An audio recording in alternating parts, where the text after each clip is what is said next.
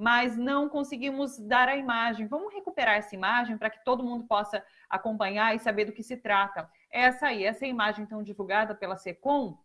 Daí na imagem ali mesmo da postagem, você pode ver a fala de Bolsonaro anti-vacina. Ninguém pode obrigar ninguém a tomar vacina. E daí, a partir dessa fala, o governo, a Secretaria de Comunicação, faz uma defesa das liberdades dos brasileiros. E segue esse texto na postagem. O governo do Brasil investiu bilhões de reais para salvar vidas, preservar empregos, estabeleceu parceria, investirá na produção de vacina, recursos para estados, municípios, saúde, economia. Tudo será feito, mas impor obrigações definitivamente não está nos planos. Acompanhado, então, dessa imagem. É isso, essa é a campanha da SECOM que está rodando pelas redes sociais. Bom, vamos seguir com a nossa próxima entrevista? Vamos falar um pouquinho sobre a questão do julgamento do STJ. Olha só, julgamento do STJ, informações sobre o julgamento do afastamento de Witzel no STJ. Está 3-0 para o afastamento de Witzel. São necessários 10 votos de 15 ministros, de 15 componentes desse Superior Tribunal de Justiça para que Witzel seja afastado de fato. Então, a gente vai acompanhando aqui durante o Bom para Todos esse julgamento, tá bom? Agora sim, vamos para a nossa próxima entrevista, vamos falar um pouquinho sobre economia aqui no Bom para Todos, tá bom?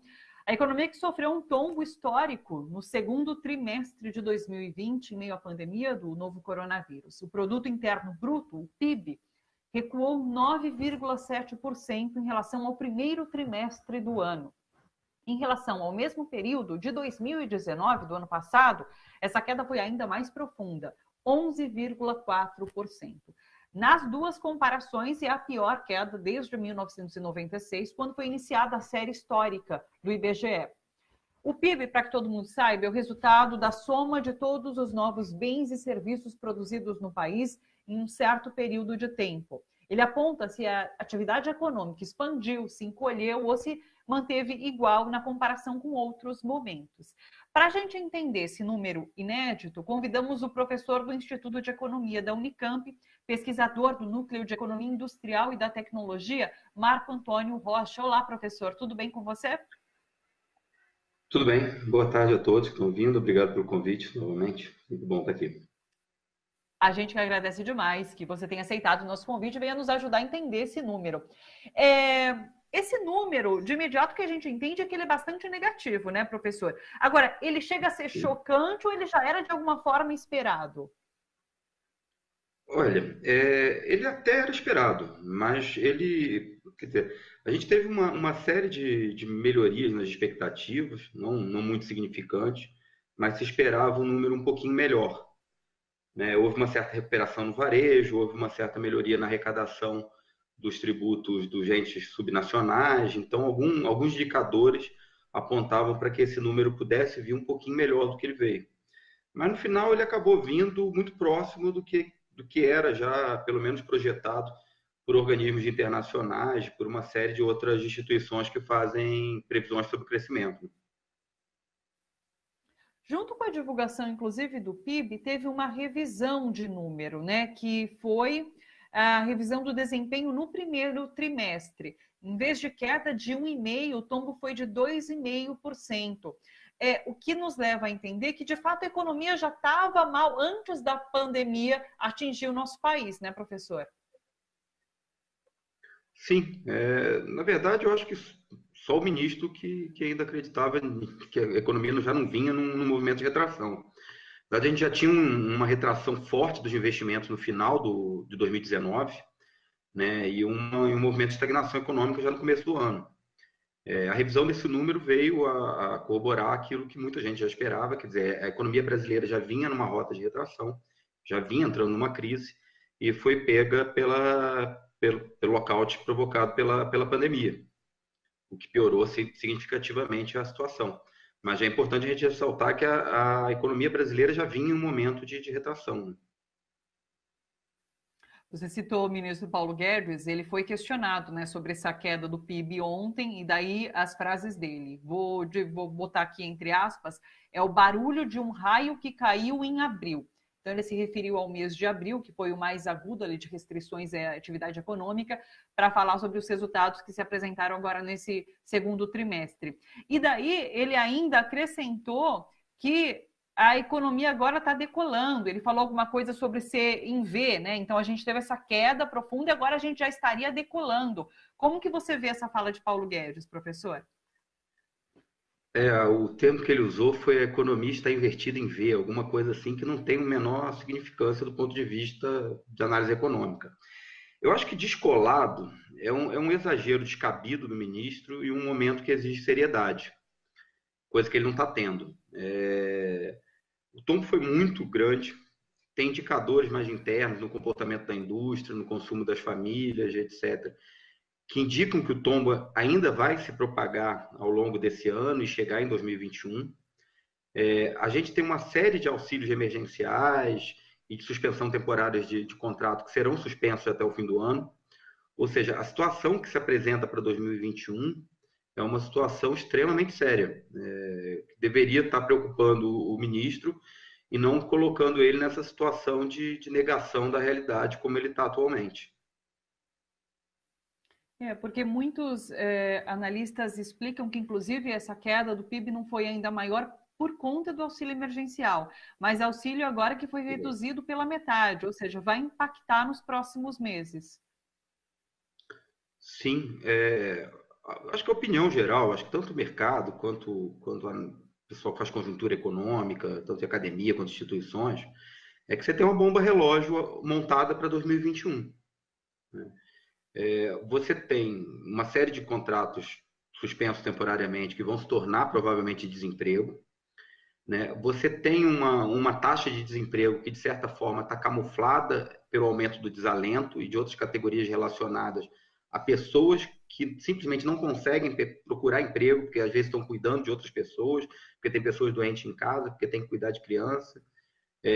Você tem pessoas que simplesmente pararam de procurar emprego porque, bem, não tem esperança de conseguir um emprego nesse momento. Então, você tem indicadores, vamos dizer assim, mais sofisticados, mais bem calibrados, que indicam que tem um movimento muito forte de desemprego se formando e crescendo aí até 2021. Né? Somando isso, você tem alguns indicadores da própria produção industrial que apontam justamente para uma paralisação dos investimentos, o que significa provavelmente que também não vai haver aumento da produção para o ano que vem. Ou seja, não vai ter como acomodar essa mão de obra que está sendo dispensada esse ano. Ou seja, a situação esse ano é muito grave, mas alguns indicadores acendem uma luzinha de alerta para o que vai ser 2021 também. E quando a gente olha o planejamento orçamentário do governo, a gente vê uma peça de ficção e um otimismo completamente desmedido com o que será o ano que vem e a necessidade do setor público agir em relação a uma crise econômica que está posta aí no horizonte. Puxa vida, eu queria dissecar um pouco mais esses números que foram apresentados ontem em relação ao PIB. Essa queda foi puxada principalmente pela indústria, então, né, o setor recuou 12,3% em relação ao primeiro trimestre. Qual é o impacto, falando agora em indústria, de um número como esse, professor? Olha, é bem significativo. Primeiro, uma questão que se fazia uma certa leitura de que o tombo não ia ser muito grande porque as pessoas ainda estavam comprando, encomendando coisas, pedindo pelo correio, internet, etc. O que a gente viu não foi isso. Né? O comércio reduziu 13%, retraiu 13%. A indústria, se eu não me engano, foi 12%. Né? 12%. E se eu olhar a formação bruta de capital fixo, né, os investimentos, foi uma retração de menos 15%, o que é muito significativo. Se a gente olha esse dado como um todo, o que a gente vê essa retração na indústria? Primeiro, bens de consumo, muito relacionados a salário, ou seja, teve um impacto muito forte no consumo das famílias, isso também se revela pelo número, pela retração no próprio consumo das famílias, mas isso se reflete na produção industrial, quer dizer, esses bens sofreram uma retração muito forte, que está relacionado com esse aumento do desemprego e toda essa incerteza que assombra as famílias brasileiras nesse momento, e que você automaticamente retrai, né, diminui o seu consumo por conta disso. Né? A indústria sofreu muito isso. Esse é um primeiro ponto. O segundo ponto é a questão da queda da produção de máquinas de equipamentos e bens que são tipicamente relacionados à maquinária industrial. O que isso significa para a gente? Que houve uma retração muito grande também dos investimentos. Quer dizer, além do consumo das famílias, o que você consegue pescar nesses dados? Que, de certa forma, eles revelam também uma falta de confiança do empresariado em relação ao que vai ser o futuro. Né? Que é isso que o investimento revela. Porque o investimento é um cronograma, né? Ele é médio, longo prazo. Se você paralisou o investimento nesse momento, o que você está sinalizando é que esse médio prazo e esse longo prazo não vale investir, porque não vai haver melhora. Então, quer dizer, você teve uma queda muito grande da demanda por conta do consumo das famílias e você não tem expectativa do empresariado de que isso vai melhorar em um médio e longo prazo. É isso que esse dado está revelando para a gente. Né? De forma bem simples, o que está revelando é isso. O consumo das famílias caiu muito e não há previsão nem expectativa por conta das empresas, do empresariado, de que isso vai melhorar. E é isso. E voltamos ao cenário de 2021. Quer dizer, é um cenário assombroso.